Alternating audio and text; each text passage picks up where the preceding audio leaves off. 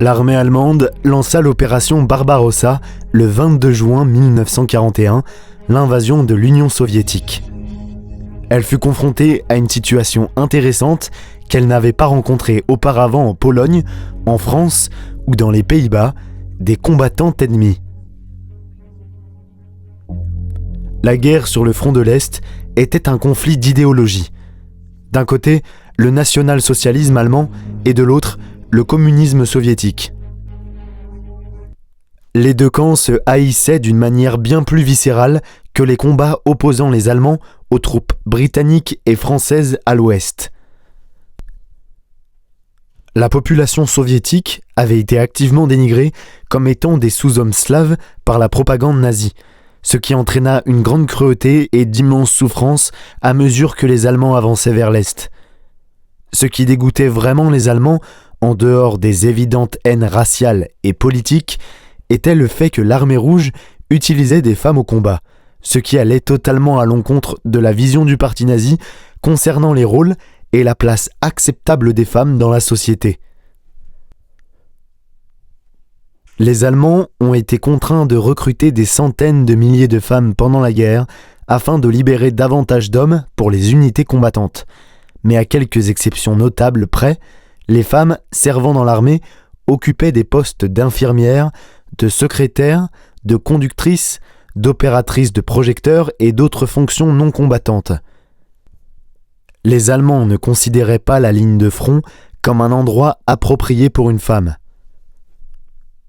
L'Union soviétique, en revanche, considérait les hommes et les femmes comme essentiellement égaux, certainement assez égaux pour permettre aux femmes de porter les armes et de combattre aux côtés des hommes pour défendre la mère patrie.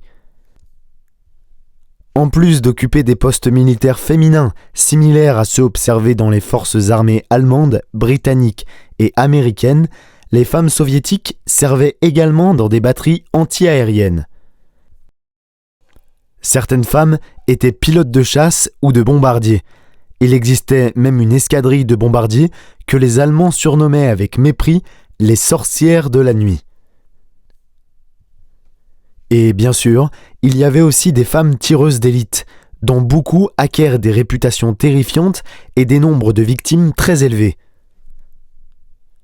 Au total, environ 1 million de femmes soviétiques servirent pendant la Seconde Guerre mondiale, et près de 200 000 furent décorées, dont 89 reçurent la plus haute distinction de l'Union soviétique pour bravoure et service méritoire, héros de l'Union soviétique. Permettre aux femmes de prendre les armes était totalement anathème à l'esprit traditionnel allemand et provoqua une réaction très désagréable lorsque des soldats soviétiques tombèrent entre les mains des Allemands, ce qui arriva en assez grand nombre durant les premiers mois de la campagne de Russie. Les Allemands avaient un nom péjoratif pour les femmes soldats de l'armée rouge.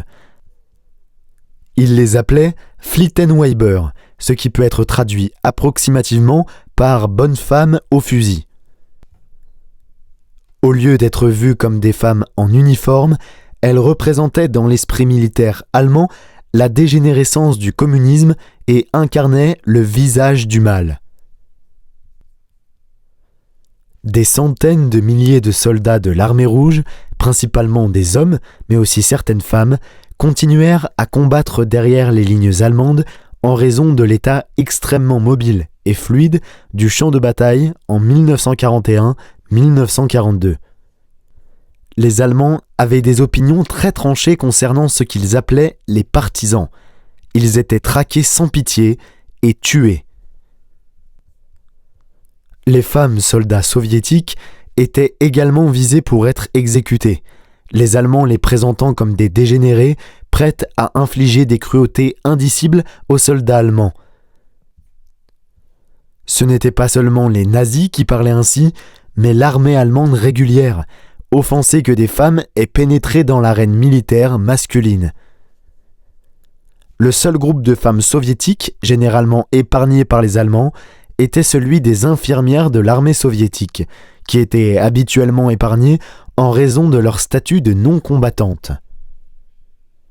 Le 29 juin 1941, seulement 7 jours après l'invasion allemande, le maréchal Günther von Kluge, commandant de la 4e armée, ordonna, je cite, « Les femmes en uniforme doivent être abattues ». Il s'agissait d'un ordre brutal qui fut plus tard annulé, mais certains commandants allemands continuèrent à émettre de tels ordres illégaux concernant les troupes féminines soviétiques. En octobre 1941, le maréchal Walter von Reichenau, commandant de la 6e armée allemande, émit des instructions spécifiques concernant le traitement des partisans capturés, des femmes soldats et des commissaires politiques soviétiques. Tous devaient être fusillés. Les femmes soldats devaient être exécutées immédiatement après leur capture. Les unités allemandes suivirent les ordres supérieurs et tuèrent les femmes soldats soviétiques sur place dès le début de l'invasion. Après l'ordre illégal de von Kluge du 27 juin, la 122e division d'infanterie rédigea le mois suivant un rapport indiquant, à titre d'exemple, qu'elle avait fusillé 30 femmes soldats soviétiques capturées par l'une de ces unités.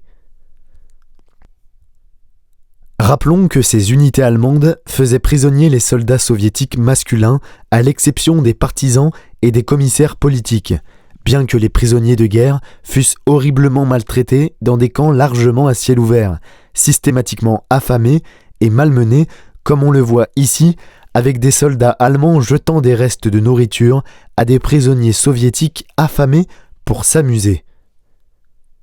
Tout cela fut commis par l'armée allemande régulière.